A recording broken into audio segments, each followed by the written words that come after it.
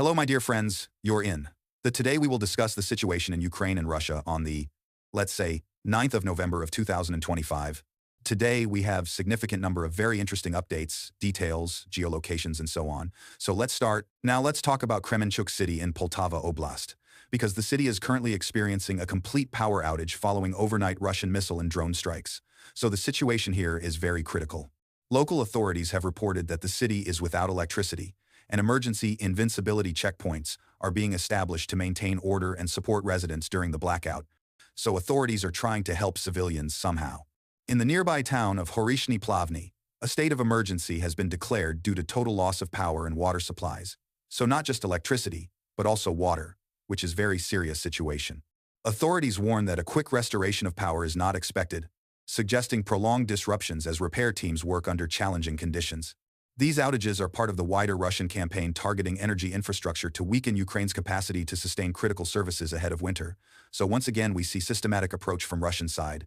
Now let's discuss very important update from Crimea, because on the night of the 6th of October 2025, Ukrainian Special Operations Forces, SSO, they conducted a successful covert operation in Crimea, destroying the launcher of a mobile Russian S-400 Triumph air defense system, along with an ammunition depot belonging to the 18th Russian Army. The thing is that this operation was kept secret for operational security reasons until recently disclosed, so we're just now learning about this attack that happened, let's say, some time ago. Let me give you some key details about this operation. The ammunition depot that was targeted, it was located in the village of Udashne near Simferopol, confirmed through intelligence and special reconnaissance, something like this. The S-400 launcher was destroyed near the village of Uyutne, close to Yevpatoria, which is, let's say, comprising a significant blow to Russian air defense capabilities on the peninsula. The S-400 system. You know, this system is designed to detect and engage aerial targets at long ranges and is used by Russian forces to strike into Ukrainian territory. So, destroying this launcher is strategically important, very important, I would say. The strike was carried out by drone attacks coordinated by the SSO resistance movement and deep strike units specializing in targeted special operations behind enemy lines.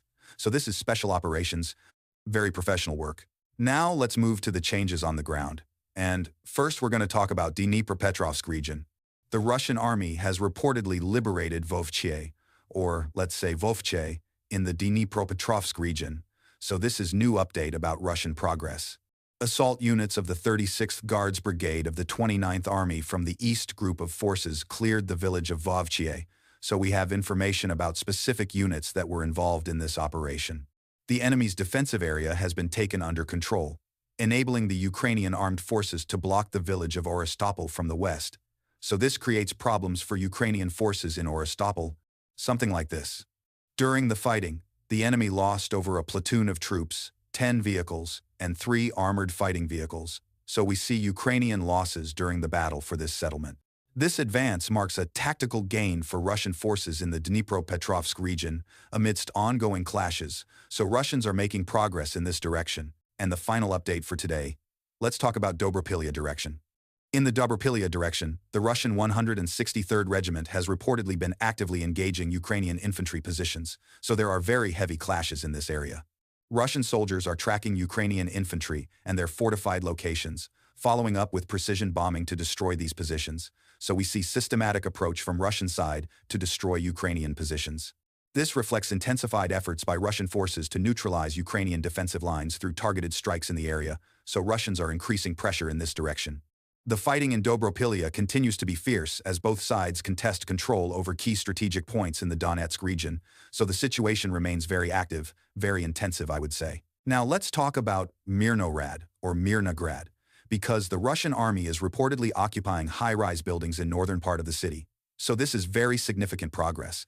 I would say Russian assault troops on motorcycles have been spotted on the northern outskirts of Mirnorad, with continued advances in the northeastern neighborhoods. So we see that Russians are using motorcycles for assaults. Something like this, very fast movements. Footage shows a failed attempt by a Ukrainian drone to strike Russian positions in high-rise buildings in the northern part of the city, indicating Russian troops have reached these first residential blocks. So we have geolocated confirmations of Russian progress. Ukrainian analysts confirm that Russian assault groups are already penetrating the northern high-rise buildings of Mirnorad as the fighting intensifies. So even Ukrainian sources are confirming Russian progress in this area. This marks a deeper Russian incursion into urban areas in the Donetsk region's front line. So the situation is developing, Russians are moving forward. Now let's discuss probably one of the most significant attacks, and we're going to talk about the night of November 7 to 8, 2025, when Ukraine suffered the most powerful strike to its oil and gas infrastructure to date. So this is a very important update. Russian forces launched a massive drone and missile barrage targeting critical energy facilities across multiple regions, including Kharkiv, Sumy, Poltava, Kiev, and Chernihiv. Energy infrastructure in Dnipropetrovsk, Kiev, and Poltava regions was also struck, so we see that Russians attacked multiple regions simultaneously. Let me give you key points about this attack. Over 450 drones and 45 missiles attacked Ukraine's oil and gas facilities and associated infrastructure, severely damaging production and distribution capacity. So this is massive attack, probably one of the biggest attacks on energy infrastructure during entire special military operation. Now let's move to the line of combat contact, and we're going to discuss the situation on the ground. According to the General Staff of the Armed Forces of Ukraine, on the last day, there were 196 clashes along the front lines, so very active situation, very intensive clashes. The thing is that the heaviest fighting occurred in the Pokrovsk direction, where Ukrainian defenders repelled 73 Russian attacks. So this is the hottest area on the entire front line, let's say. Let me give you breakdown by direction, so you understand the situation better. North Slobozhansk and Kursk, 11 attacks by Russian forces. South Slobozhansk, 19 attacks. Kupiansk, 6 attacks. Lymansk, 2 attacks. Slavyansk, 15 attacks. Kostiantynivsk, 9 attacks. Kramatorsk, 1 attack. Oleksandrivsk, 18 attacks. Huliapils, 10 attacks. Orikivsk, 2 attacks. Pridniprovsk, 1 attack. So as you can see, the Russians are attacking in multiple directions, but the main focus is on Pokrovsk direction with 73 attacks, which is very significant number. Russian losses for the day were significant, with 970 soldiers killed or wounded, so almost 1,000 casualties in one day. They also lost 5 tanks, 1 armored combat vehicle, 19 artillery systems, and 440 operational tactical UAVs, plus other equipment. So significant equipment losses as well. And now let's talk about the consequences of this massive attack. Because on the night of the 8th of November 2025, Russian forces launched this massive missile and drone attack on Ukraine, targeting civilian areas and critical energy infrastructure across several regions, resulting in significant casualties and damage. Let's discuss major incidents from different cities and regions. First, Dnipro. A 9-story residential building was hit, destroying apartments from the 4th to the 6th floors and 2 entrances, so significant damage.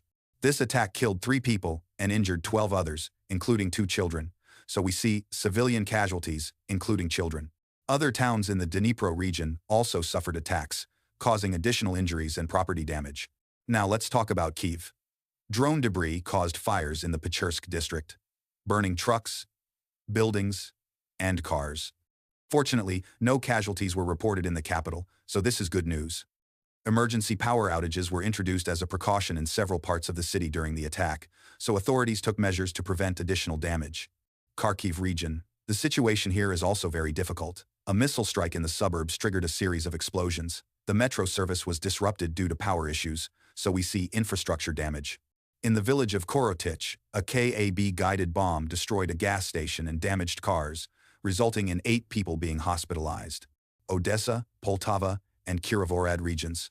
Russian troops struck energy facilities and damaged critical infrastructure, causing fires and power outages in these regions, aggravating the energy situation ahead of winter, so we see that Russians are targeting energy infrastructure systematically. Now we're moving to probably one of the most important updates, and we're going to talk about massive Russian attack that took place on the night of the 8th of November, 2025. So the thing is that Ukraine's air defense forces successfully neutralized 415 aerial targets during this massive Russian attack, which is a very significant number.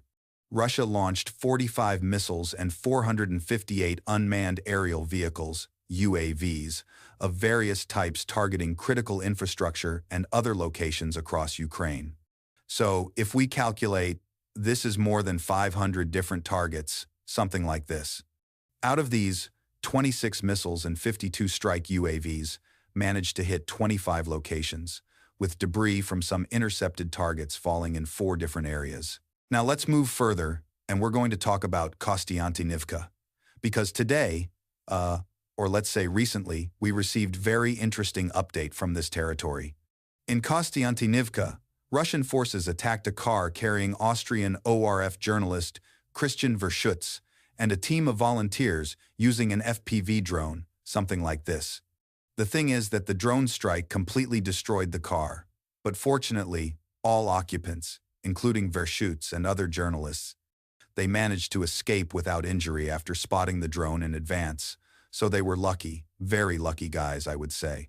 Now let's talk about another attack on Voronezh, because on the night of the 9th of November 2025, drones attacked the Voronezh thermal power plant 1-inch Russia, causing explosions and leading to power and heating outages in multiple parts of the city.